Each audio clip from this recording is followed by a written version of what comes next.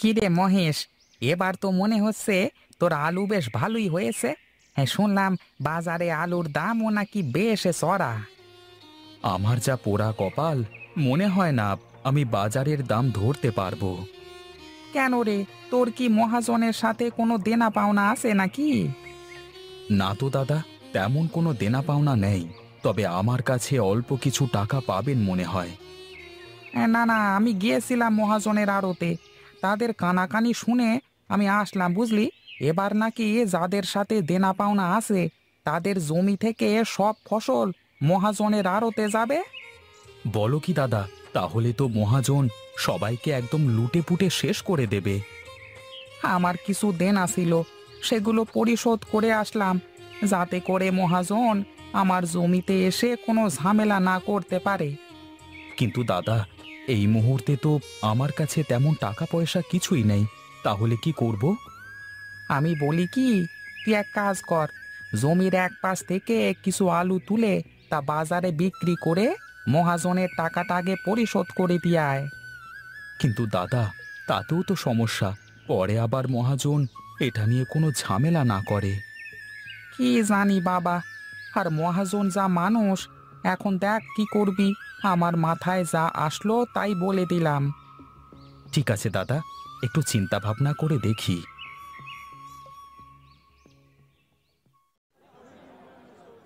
কিরে, সবকিছু ঠিকঠাক আছে তো? কোনো সমস্যা নেই তো? না দাদা, আমি সব আলু ভালো করে পরীক্ষা করে দেখেছি। বেশ বেশ, তোকে আমি আলু বিজ্ঞানী বানিয়ে দেব। তুই তো আলু দেখেই বলে দিতে পারিস। হ্যাঁ, সবই আপনার কৃপা দাদা। আপনার কাছে না থাকলে তো এত কিছু জানতেই পারতাম না। বেশ, এবার বল দেখি, মহেশের খবর কি? দাদা, মহেশের জমিতে বেশ ভালো আলু হয়েছে, আর আলুগুলোর সাইজও সুন্দর। তাই নাকি রে? তাহলে তো মহেশের জমির আলু আমার চাই চাই। কেন দাদা, ওর আলু দিয়ে কি হবে? আরে গাধা, ওর জমির আলুর সাথে আমি আমার আলু মিশিয়ে বিদেশে পাঠাবো, তাহলে তো আমার আলুর ভালো দাম হবে। আমার মাথায় একটা বুদ্ধি এসেছে দাদা, যদি অনুমতি দেন তাহলে বলতে পারি। বলে ফেল, বলে ফেল, আহা দেরি করিস নে। দাদা, আমরা মহেশের কাছে তো টাকা পাবো, আপনি যদি অনুমতি দেন তাহলে আমরা জোর করে মহেশের জমির সব আলুই নিয়ে যেতে পারি। বাহ বাহ বাহ বাহ বাহ, এ তো অতি উত্তম কথা। তাহলে তাই করো, বেটাকে জমি থেকে বিতাড়িত করে জমি দখল করে নাও, আর সেই সাথে আলুগুলো।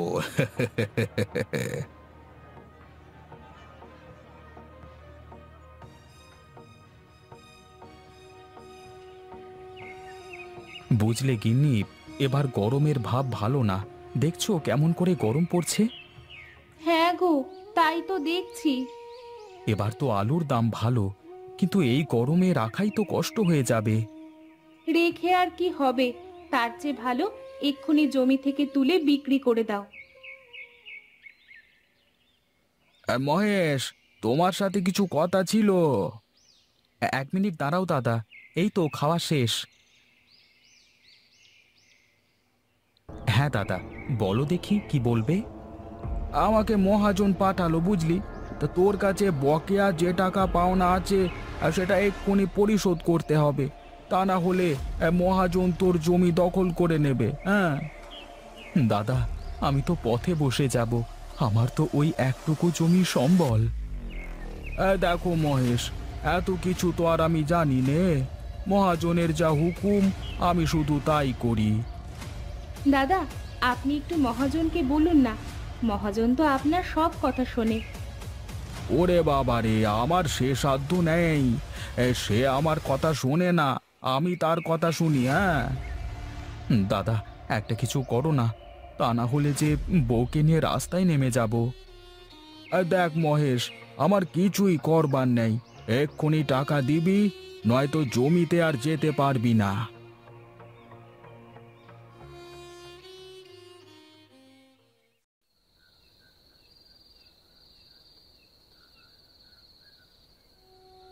কেঁদো না বউ, কেঁদো না।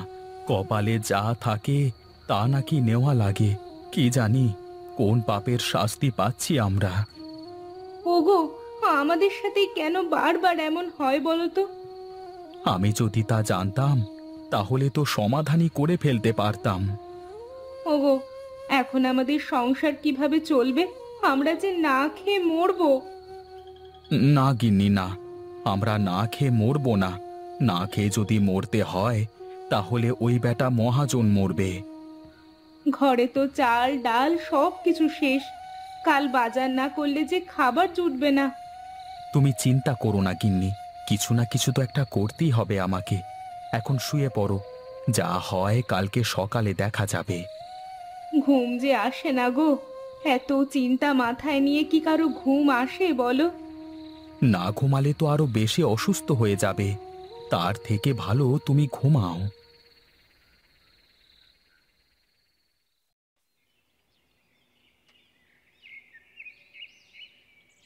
আরে ওটা মহেশ না? এখানে এভাবে বসে আছে। যাই দেখি তো কি করে। কি রে, এখানে একা একা বসে কি করিস? কি আর করব দাদা। সবই তো শুনলাম। কি আর করবার বল? আসলে কপালে থাকলে কি আর করা যাবে বল? কিন্তু দাদা, আমার সাথেই কেন বারবার এমন হবে? শোন, যা হয় নাকি ভালোর জন্যই হয়। মন খারাপ করিস না মহেশ।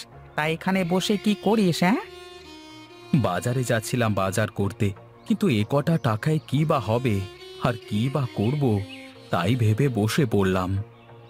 আমি একটা বুদ্ধি দেব তোকে। কি বুদ্ধি? বলো দেখি দাদা, শুনি। এই দেখ কত লেবু। এগুলো সবই আমার গাছের লেবু। তুই চাইলে লেবুর ব্যবসা করতে পারিস। কিন্তু এত লেবু কেনার মতো পয়সা তো আমার কাছে নেই দাদা। আহা, যা আছে তাই দে না। আর বাদ বাকি বেচা কেনা করে তারপর না হয় দিস।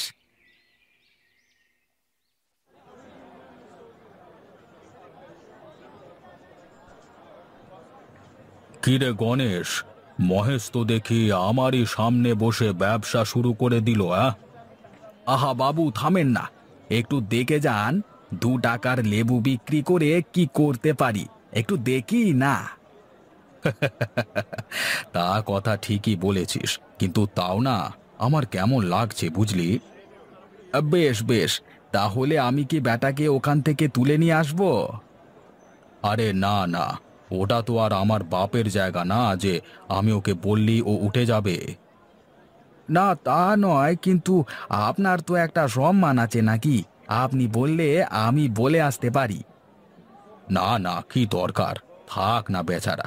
এমনিতেই ফসলগুলো হারিয়ে এখন পথে বসেছে, না জানি এখান থেকে তাড়িয়ে দিলে গলায় দড়ি না দিয়ে দেয়। যাক, একটা চিন্তা তো গেল। এখন থেকে আর বসে থাকা লাগবে না। যাই, এবার বাজারটা করে বাড়িতে ফিরে যাই।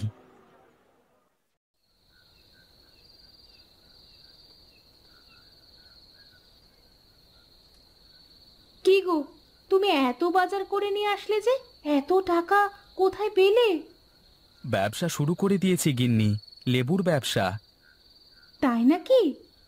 হ্যাঁ গো হ্যাঁ, ফটিক দাদার তো লেবুর বাগান আছে, তার থেকে পাইকারি লেবু কিনে খুচরা বিক্রি করলাম। বাজারে বেশ ভালোই লাভ হয়েছে। গরমের মধ্যে মানুষ তো লেবু খায় ভালোই, তাই বিক্রিও ভালোই হয়েছে বলো। দেখি কদিন ব্যবসাটা চলে। আচ্ছা, একটা কাজ করলে কেমন হয়? কি কাজ?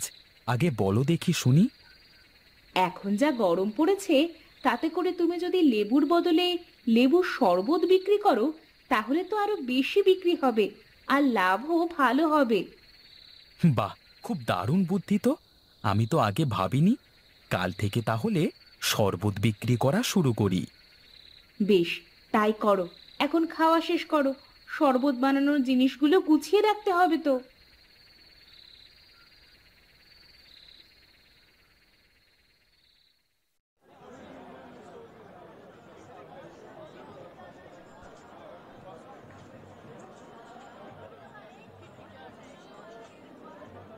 কিরে গণেশ, আজ মহেশের কাছে মানুষের এত ভিড় কিসের রে?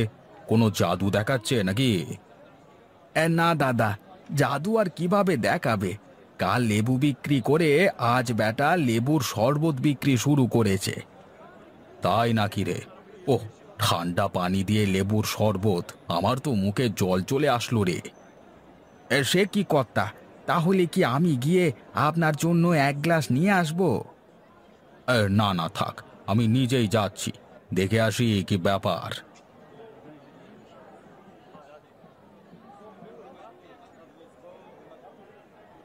আরে দাদা, আপনি আসুন আসুন, আমার কি সৌভাগ্য, আপনার পায়ের ধুলো পড়েছে আমার দোকানে। ওরে দে রে দে, আমাকেও এক গ্লাস ঠান্ডা লেবুর শরবত দে দেখি। উম, আহ, কি শান্তি রে, প্রাণটা জুড়িয়ে গেল একদম। দাদা, আর এক গ্লাস দেবো নাকি? না না, এক গ্লাসই অনেক, বুঝলি? তুই যে আমার কত বড় উপকার করলি রে মহেশ, তা তোকে বলে বোঝাতে পারবো না। শুধু আপনার না দাদা, ও সবারই ভালো চায়, তাই তো আমি ওকে লেবু বিক্রি করতে দিলাম। ও লেবুর শরবত বিক্রি করা শুরু করলো। আহা দাদা, থাক না। না না মহেশ, এখন না বললে আর কখনোই বলা হবে না। বলি, যখন আপনি মহেশের জমিটা নিয়ে নিলেন, তখন কি আপনার একটুও খারাপ লাগেনি বাবু? এখন বেচারা পথে বসে শরবত বিক্রি করে। আমার ভুল হয়েছে, আমাকে তোমরা ক্ষমা করে দাও। আমি সবার জমি ফেরত দিয়ে দেব, যার যা ক্ষতি করেছি সব ফিরিয়ে দেব। ঠিক আছে, কিন্তু আমি তো আমার ব্যবসা বদলাচ্ছি না দাদা, আমি তো লেবুর ব্যবসাই করব। তাহলে তো ভালোই হবে, আর আমিও বাজার কমিটির কাছে বলে তোকে এখানে একটা ঘর করে দেওয়ার ব্যবস্থা করব, কেমন? কেমন দিলাম? আজকে না দিলে বেটা কখনোই বুঝতো না। এই নাও দাদা, তোমার লেবুর টাকা। আজকে তুমি ছিলে বলে আমি আছি, তা না হলে যে কি হতো। আরে পাগল, মানুষ তো মানুষের পাশে দাঁড়াবে। আর তাছাড়া আমি তো আর তোকে এমনি এমনি দিইনি লেবুগুলো। তারপরও দাদা, তোমার এই উপকার আমি কখনো ভুলবো না। তোর এই উপকারও মানুষ কখনো ভুলবে না। গরম আসলেই মহেশ তার বিখ্যাত শরবতের কথা সবার মনে পড়বে।